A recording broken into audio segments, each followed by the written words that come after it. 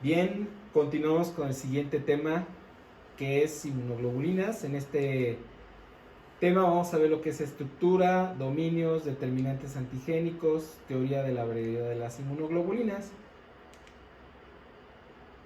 Por definición, una inmunoglobulina son glucoproteínas localizadas en el suero y otros líquidos del organismo, como saliva, como lágrimas. Hay inmunoglobulinas en el esperma, ¿sí? En ciertos fluidos. O también puede estar fijas en las superficies del linfocito B o en sangre y en el linfa. La característica fundamental de estas inmunoglobulinas es que generan especificidad y diversidad. La estructura, bueno, es una unidad con 4 cadenas.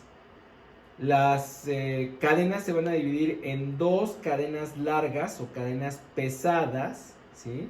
Y 2 cadenas ligeras que van a estar unidas por puentes de carbono y son aminoterminales, la parte que reconoce al antígeno, y carbono terminales, las cadenas pesadas. Casi cada cadena tiene series de 110 aminoácidos. Entonces la estructura básica de una inmunoglobulina es 4 cadenas. Más o menos el peso molecular es de 150 kilodaltones y debemos a estos hombres Porter y Edelman, que ganaron el premio Nobel en 1980, el descubrimiento de las 4 cadenas de las inmunoglobulinas. Su experimento fue muy simple. Ellos trabajaron con un mieloma múltiple que producía unos niveles de anticuerpos muy fuertes, muy altos. Producían muchos anticuerpos y estos anticuerpos se veían inclusive en la orina. Entonces, ellos determinaron que este exceso de proteínas que se veían en la orina venían a partir de un cáncer de una célula plasmática que se denomina mieloma múltiple, productor de muchas inmunoglobulinas. Y estas proteínas de Vence-Jones, cuando las vieron al microscopio, obviamente encontraron cadenas livianas y cadenas pesadas, ¿no? Más o menos vieron cuánto pesaban cada cadena y vieron que había variación entre el número de proteínas, es decir, la región variable, y tenían regiones hipervariables o CDRs, que es el sitio de unión a un antígeno. La otra parte era un carbono terminal que tenía 2 secuencias básicas, kappa y lambda, que es la región constante, ¿verdad? Vean otra vez.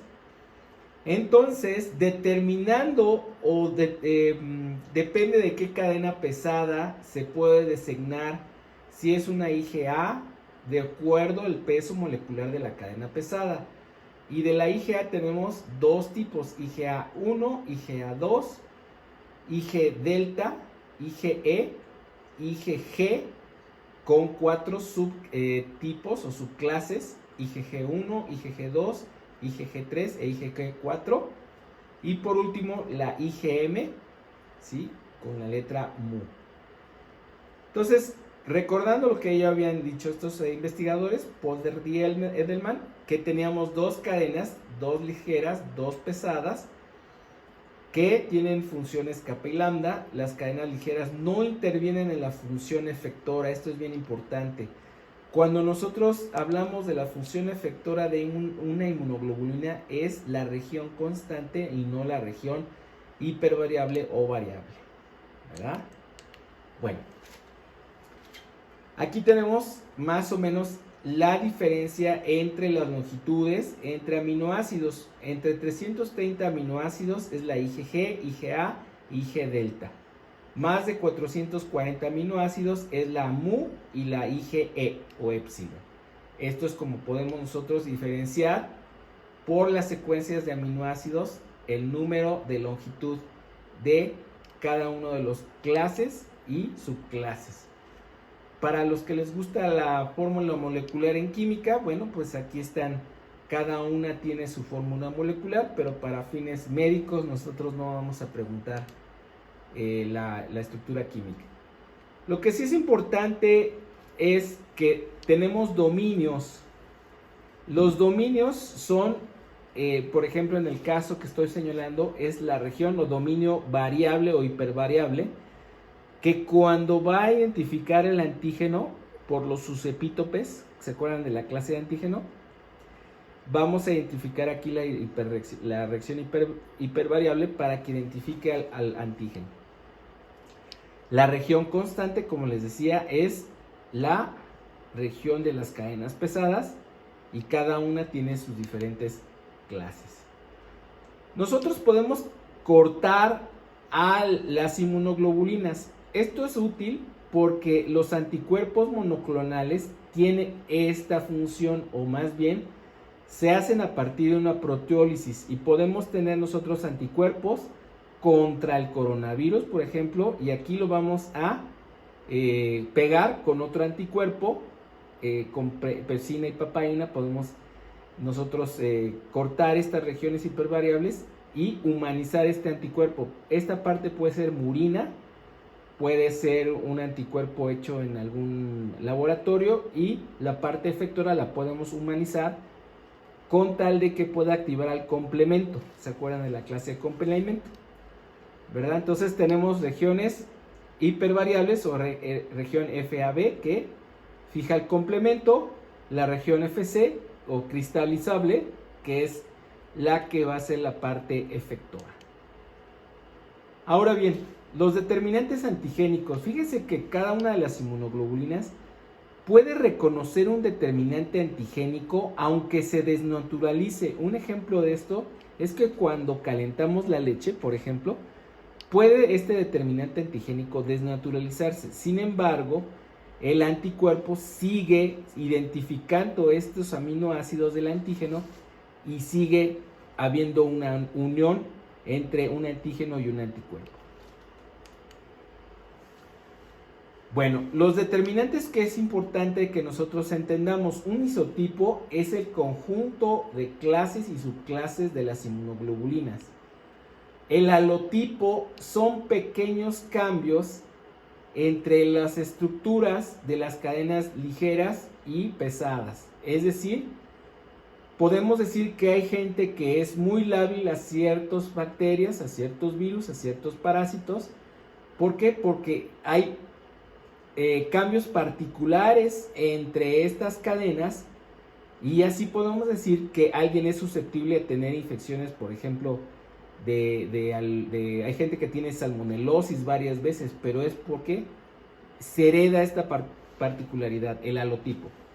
El idiotipo es una estructura conformacional que es la parte más extraña de cada una de las regiones hipervariables, ¿sí? Este es el idiotipo. Toda esta parte es el idiotipo, ¿sí? Y esto puede dar lugar a que despierte una reacción inmunológica. Vean, entonces, recordando que el sitio de unión al antígeno es muy importante porque hacen una bolsa, ¿verdad? La región hipervariable hace una bolsa en donde va a acomodar los epítopes de tal manera que sea fácilmente reconocida. Bueno, vamos a ver cada una de las inmunoglobulinas. La IgG constituye del 70 al 75% de todas las inmunoglobulinas, entonces es la más abundante en el ser humano. Tenemos que también tiene una forma teta-catenaria, 4 cadenas, con un peso molecular de 146,000 daltons. Tenemos isotipos o subclases de inmunoglobulinas, la IgG1, la IgG3, la IgG2 y así sucesivamente. Acuérdense que la inmunoglobulina G puede pasar en el último trimestre del embarazo, activa el complemento de mayor fuerza, la IgG3, la IgG1 y en el último la IgG2. ¿Sí? Esta también funciona como opsonina, la IgG1 y IgG2, con agentes patógenos. Acuérdense que la opsonización era aderezamiento. Interviene en la fase tardía la respuesta inmune. Acuérdense que la respuesta temprana es de la respuesta inmune innata y la adaptativa es tardía. La inmunoglobulina G puede hacer una citotoxicidad dependiente de anticuerpos y es la que va a dar inmunidad al recién nacido por este flujo transplacentario en el último trimestre del embarazo. Vean, entonces dentro de la interfase materno-fetal hay una migración, pasa toda la inmunoglobulina G de todas las infecciones que la mamá tuvo durante toda su vida al feto, ¿verdad?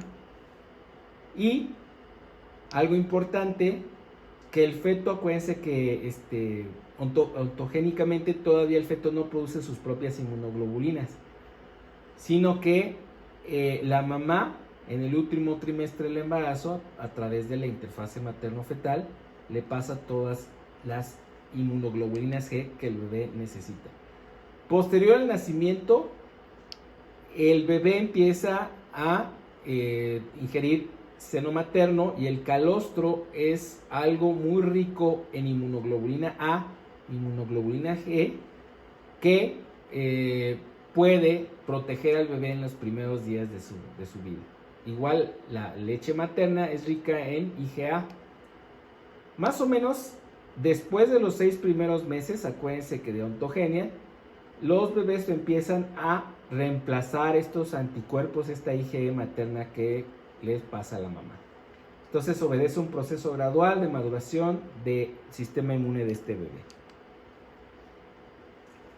Esta gráfica ya la vimos. Acuérdense que al nacimiento la IgG que más entra es la de la mamá. Poco a poco, conforme el bebé se va infectando, se va disminuyendo la concentración de anticuerpos que el bebé tiene y el bebé empieza a producir sus propios anticuerpos. Vean aquí, primero los de IgM y después los de IgG, posteriormente los IgA.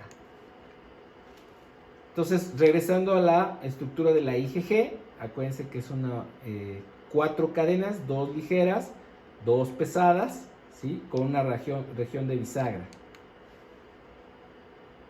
Recordando un poquito que 2 moléculas de IgG pueden activar la vía clásica del complemento.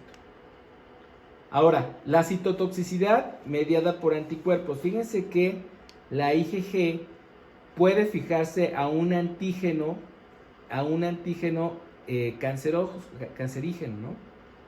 Si esta célula está cubierta de antígenos que no reconoce el sistema como propios, una célula displásica con antígenos tumorales, la IgG es capaz de posarse sobre ellas y activar la respuesta inmune a través de la natural killer, porque tiene receptores de inmunoglobulina G de baja afinidad y puede lisar a la célula por medio de sus perforinas.